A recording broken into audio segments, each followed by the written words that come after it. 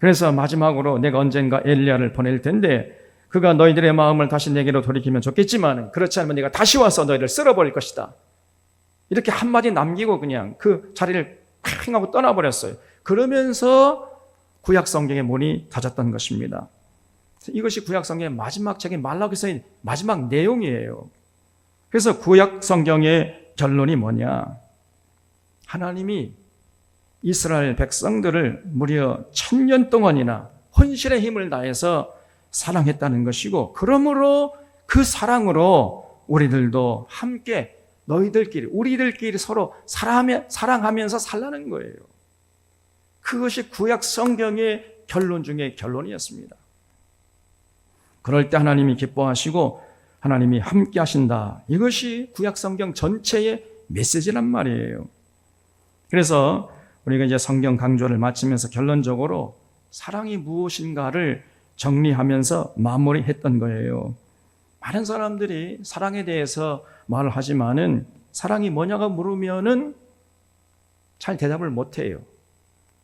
그리고 많은 사람들이 잘못 알고 있습니다. 여러분, 사랑이 뭡니까? 사랑은 눈물의 씨앗입니까?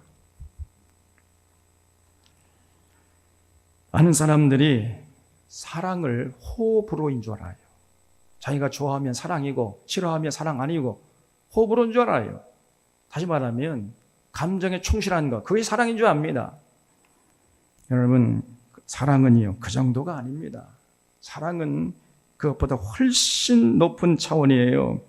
첫째로 사랑은 대상에게 지속적인 관심을 보이는 거예요. 하나님이 자신의 뜻을 어기는 이스라엘 백성들에게 끊임없이 관심을 보였잖아요. 1000년 동안이나 관심을 보이는 거예요. 1000년 동안이나. 지속적으로 관심을 가지고 그들에게 마음을 쏟아부었습니다. 이것이 사랑이에요. 사랑하면 마음이 끌리고 눈이 돌아가고 나중에는 꿈에도 나오고 사무치는 것이요. 어쩔 수 없이 마음이 자꾸 그리로 끌리는 것입니다. 이것이 사랑이에요. 또 사랑은 상대방을 이해하는 것이죠. 어떻게든 간에 이해하려고 그래요. 그 사람의 입장에 서보려고 하고 그 사람을 이해하려고 애를 쓰는 것, 이것이 사랑이에요. 하나님이 저 높은 곳에 계시면은 인간을 이해하기 어려우니까 높고 높은 별을 넘어서 낮고 천한 이 땅까지 내려오셨잖아요. 그 눈높이를 낮추신 것입니다. 이것이 사랑이에요. 사랑은 사랑하는 사람의 입장에서 생각하려 하고 그 사람의 눈높이를 맞추려고 하는 거예요. 또 사랑은 뭐냐? 사랑은 책임지는 겁니다. 무책임한 것, 이거는 사랑이 아니에요. 하나님이 우리를 사랑하시기 때문에 우리의 모든 것을 책임지겠다고 이렇게 약속했잖아요. 무엇을 먹을까, 무엇을 마실까, 무엇을 입을까 염려하지 말라. 무슨 말이에요? 내가 다 책임져 주겠다는 거죠. 사랑의 속성은 사랑하는 사람을, 사랑하는 대상을 책임지려고 하는 거예요. 이게 사랑의 속성인 것입니다. 또 사랑은 뭐냐? 존중이 여기는 걸 알겠어요. 존중이 여기는 것. 하나님이 우리를 사랑하셨기 때문에 우리를 이 죄로 물든 언제나 하나님 마음을 아프게만 했던 우리들 그래도 존중해 주셨습니다. 하나님은 절대로 우리에게 강압적으로 우리를 이리저리 끌고 가지 않으세요. 우리가 인격적으로 주체적으로 스스로 깨닫고 알아서 따라올 때까지 하나님은 참고 기다려주시는 것입니다. 그래서 하나님 입장도 쉬운 게 아니에요. 우리가 따라주지 않으면은 하나님이 아무리 그 능력을 가지고 있다 할지라도 하나님은 그냥 속수무책이에요. 절대로 우리의 인격을 무시하고 함부로 막 이래라 저래라 함부로 원하는 곳으로 끌고 가시는 이런 분이 아니시란 말이에요. 강압적으로 하면은 하나님 참 쉬우신데 우리 하나님은 절대 강압적으로 하질 않고 우리의 생각과 의견을 존중해 주시기 때문에 하나님 입장에서 볼 때 굉장히 하나님 입장도 어렵습니다, 여러분. 그래서 이렇게 하나님의 입장을 헤아릴 줄 아는 자가 철든 자지요. 또 사랑은 뭐냐? 자신을 희생하는 거지요. 하나님이 우리를 사랑하셨기 때문에 주고 또 주시다가 마침내 목숨까지 내주셨잖아요.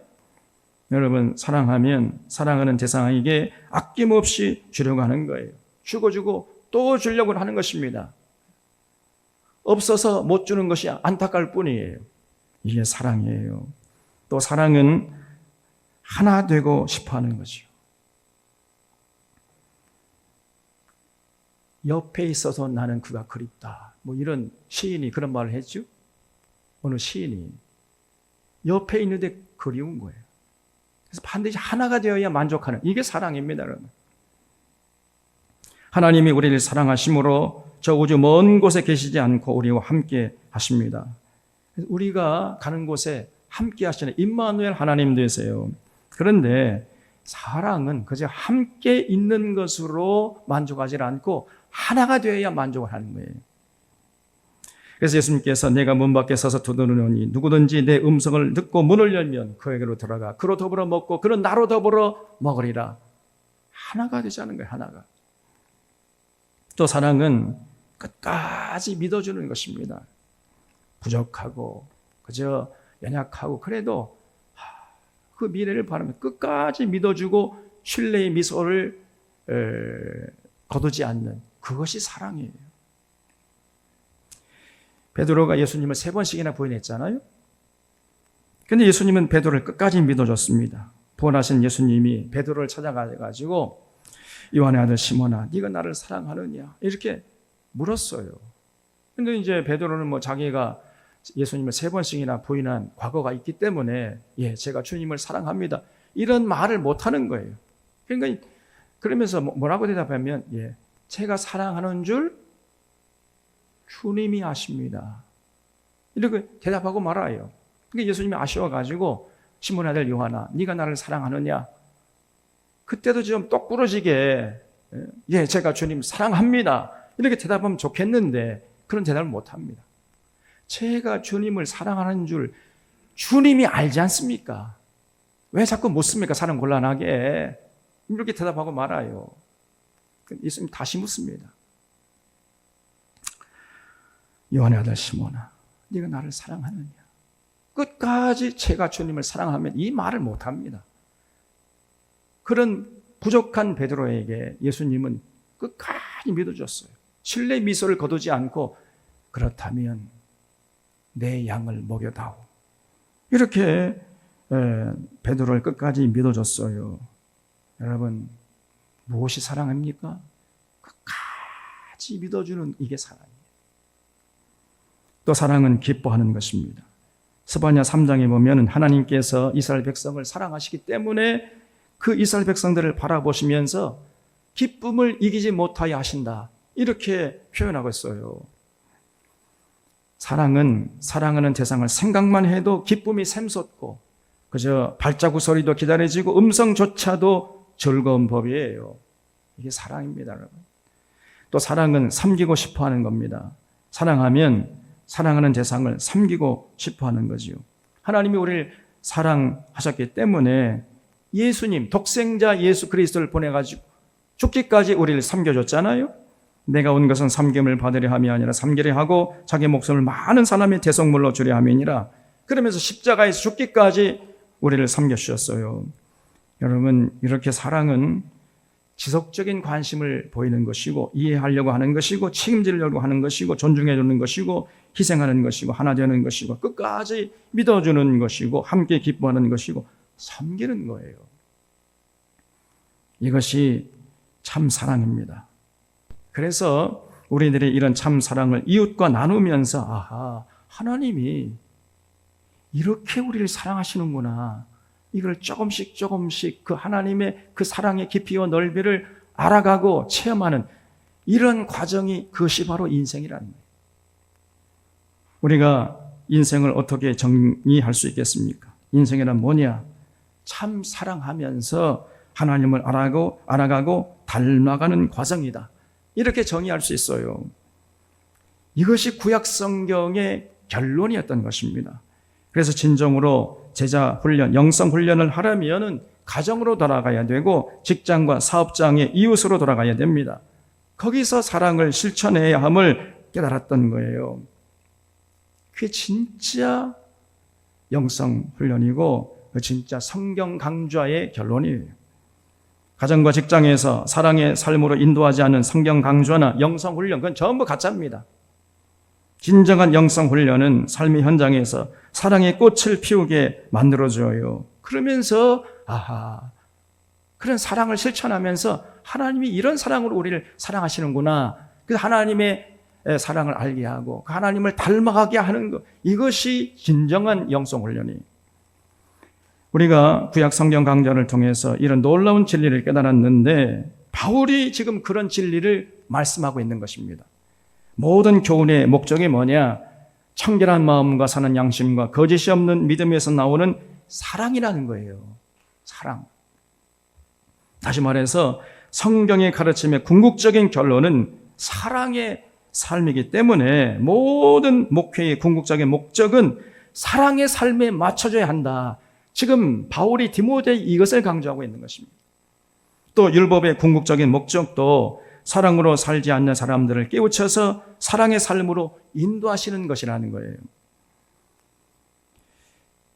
이런 메시지가 11절까지 말씀의 요지인 겁니다. 그래서 사실 우리보다 먼저 이런 놀라운 진리를 깨달았던 사람이 바로 바울이었던 거예요. 그래서 12절에 나를 능숙하게 하신 그리스도 예수 우리 주께 내가 감사함은 나를 충성되이 여겨 내게 직분을 맡기시미니 내가 전에는 비방자요 박해자요 폭행자였으나 도리어 긍휼을 입은 것은 내가 믿지 아니할 때에 알지 못하고 행하였습니다. 했어요. 정말 그랬죠. 바울은요, 자기가 어렸을 때부터 배웠던 유대교 지식이 전부인 줄 알았어요. 그 얄팍한 유대교 지식을 가지고 함부로 예수 믿는 사람들을 비방하고 박해하고 폭행했잖아요. 사람을 잡아 죽이고 감옥에 쳐넣고 이런 짓을 했지 않습니까? 바울은 유대교의 열심이 특심이었는데 그 유대교의 열심을 내면 낼수록 사랑의 삶으로 인도하는 것이 아니라 비방하고 그리고 박해하고 폭행하는 이런 삶으로 그 유대교가 바울을 이끌어갔던 거예요. 그러다가 다메섹에서 보라신 예수를 만나 뵙고 이 바울이 완전히 사람이 달라져 버렸습니다.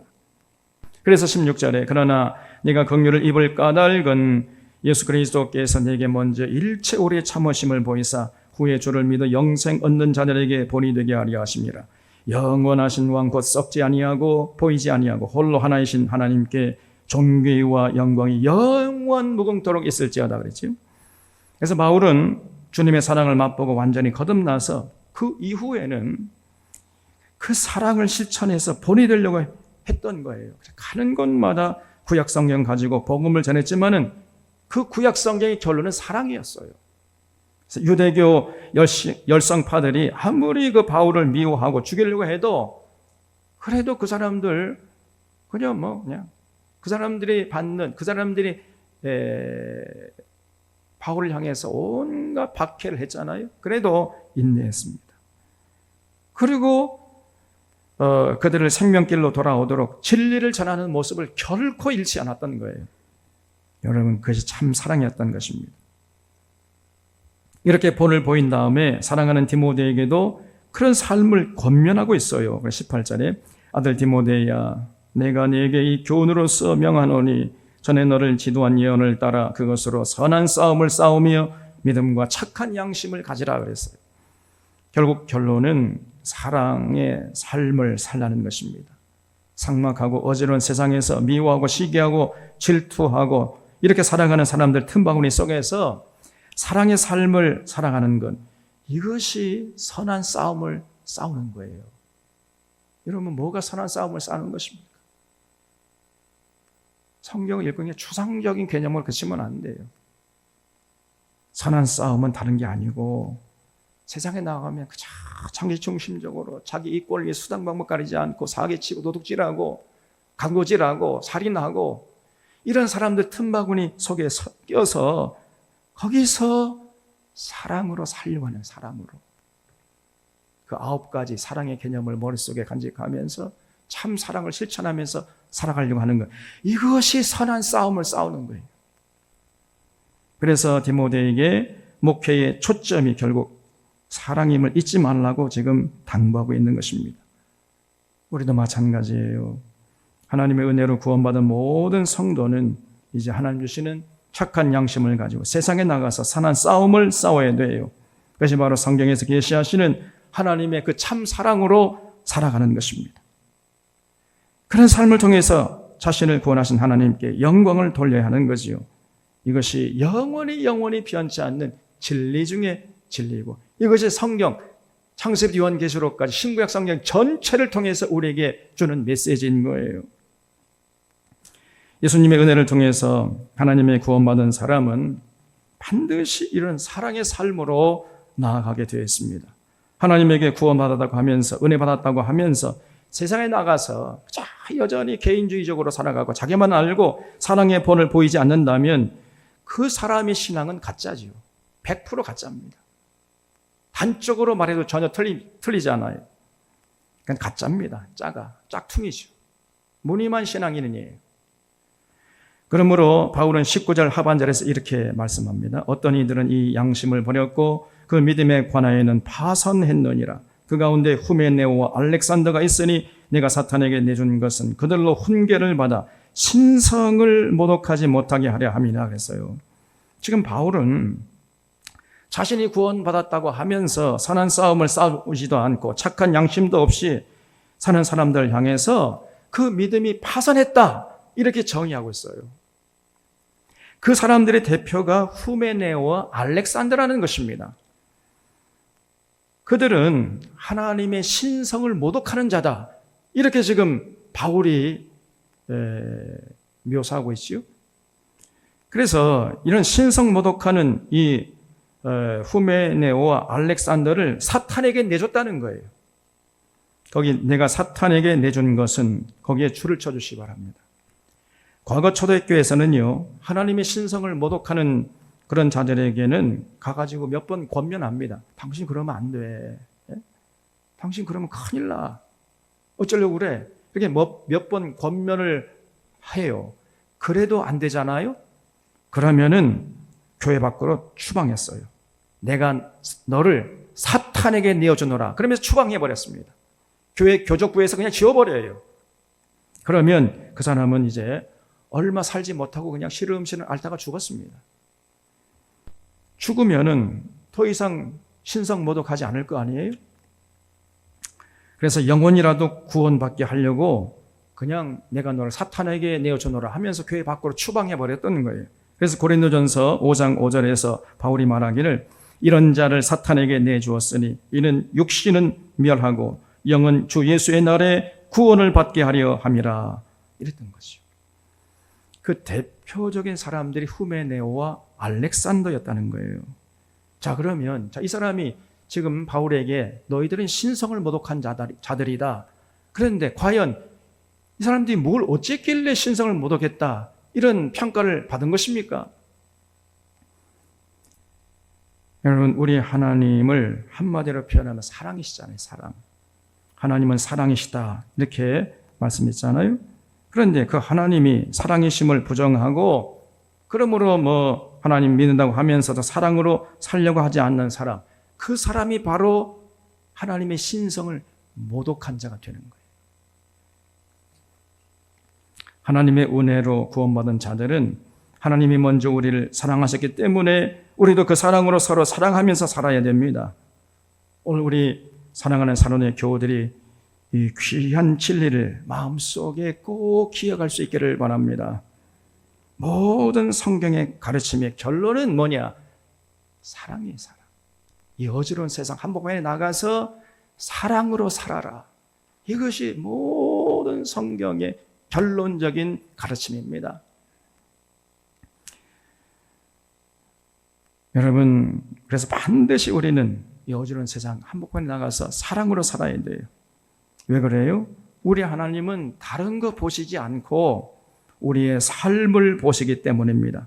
그러므로 모든 교인들은 삶의 초점, 신앙의 초점을 사랑의 실천에 맞춰줘야 돼요. 이 초점이 흐려질 때 그 신앙은 변질되고 타락했다고 할 수 있는 것입니다. 그 모든 목사님들의 모든 목회의 초점, 모든 사역의 초점이 바로 여기에 맞춰져야 된다, 그 말이죠. 그리고 모든 교인들의 궁극적인 신앙의 초점, 삶의 목표도 여기에 맞춰져야 됩니다. 하나님을 사랑하고 이웃을 사랑하는 그러한 삶으로 살아가려고 몸부림치고 발버둥을 쳐야 돼요. 우리가 성경을 배우는 목적도 바로 여기에 있는 것이고 하나님이 우리에게 이것저것 율법을 요구하는 목적도 바로 여기에 있는 것이에요. 결론은 사랑의 삶입니다. 그래서 하나님께서 보여주신 참 사랑으로 우리를 인도하지 않는 목회자들, 성경학자들, 이런 사람들은 뭘 모르는 자들입니다. 심하게 말하면 그는 가짜들이에요. 하나님께서 보여주신 참 사랑으로 이끌어가지 않는 성경 공부, 성령 집회, 이런 모임들도 사실은 그 올바른 게 아닙니다. 이런 자들을 보시면서 우리 하나님이 분노하시는 거예요. 반드시 그런 자들을 심판하시고 또 그러한 잘못된 자들, 따라간 자들도 하나님이 똑같이 심판하십니다. 예레미야 시대에 많은 이스라엘 백성들이 거짓 선지자들을 따랐잖아요. 사랑의 삶으로 인도하는 참 선지자들의 가르침에는 귀를 막아버리고 그러면서 권력자들은 자기 뱃속 챙기기 위해서 권력을 남용하고 판사들은 그저 뇌물 받고 재판을 굽게 하고 제사장들은 권력자의 주구 노릇이 나면서 하나님의 말씀을 왜곡하고 그리고 상인들은 거짓 저울과 거짓 줄을 사용해서 부당 이득을 취득하면서 이렇게 자기 중심적으로 살았어요.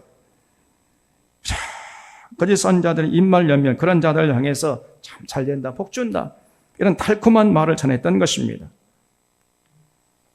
그런데 그런 거짓 선지자들의 말을 듣지 말아야 되는데 오히려 아멘 할렐루야 환영하면서 그런 사람들을 따라가 버린 거예요. 그러다가 그들은 칼에 맞아 죽고 굶어 죽고 포로로 잡혀가고 나라가 망하고 이런 꼴을 당했다. 여기에 대한 기록이 바로 구약 성경이에요.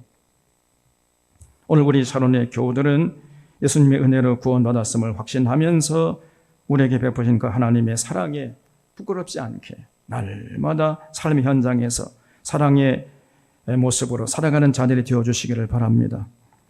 후메네오와 알렉산더 같이 하나님의 신성을 모독하는 자가 이 자리에 한 사람도 없기를 바랍니다. 우리 가정에서, 우리 직장에서, 우리 사업장에서, 우리 이웃과의 인간관계 속에서 아까 정리한 이 9가지 참 사랑의 모습으로 살아가는 자들이 반드시 되어야 돼요. 우리가 이런 자가 진짜 예수님의 은혜로 구원받은 자들이기 때문입니다. 그래서 날마다 가정에서, 직장에서, 사업장에서 사랑을 실천해서 하나님을 날마다 더욱 깊이 알아가고 닮아가는 참된 믿음의 사람들 다 되시기를 바랍니다.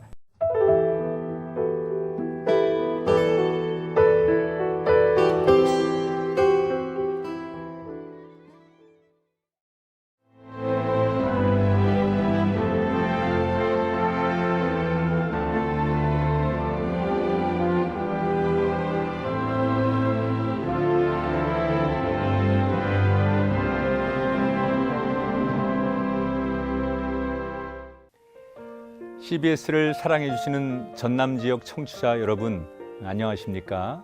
CBS 재단 이사장 꿈의 교회 김학중 목사입니다. 여러분의 사랑과 관심 덕분에 전남 CBS가 순천시 장천동에 새로운 사옥을 마련하게 됐습니다. 이 방송국 사옥이라는 것은 단순히 건물을 짓는 의미에 지나지 않습니다. 전남 지역 복음 전파와 특별히 다음 세대를 위한 미래 비전을 세우는 일입니다. 코로나19로 모든 활동이 중단되고 또 관계가 단절되는 상황이지만 우리 CBS 방송만큼은 우리의 발길이 닿지 않는 곳까지 구석구석 하나님의 말씀을 전하는 위대한 힘을 지니고 있습니다. 이 방송이 믿음의 반석 위에 굳건히 세워질 수 있도록 여러분들께서 벽돌 한 장 한 장씩 쌓아가는 마음으로 전남 CBS를 위해 후원해 주시고 기도해 주시기를 간곡히 부탁드립니다. 여러분의 이 작은 행함이 CBS를 통해서 교회 공동체를 회복하고 누군가의 믿음을 소생시켜 줄 굳게 믿습니다. 여러분 한 분 한 분을 축복합니다.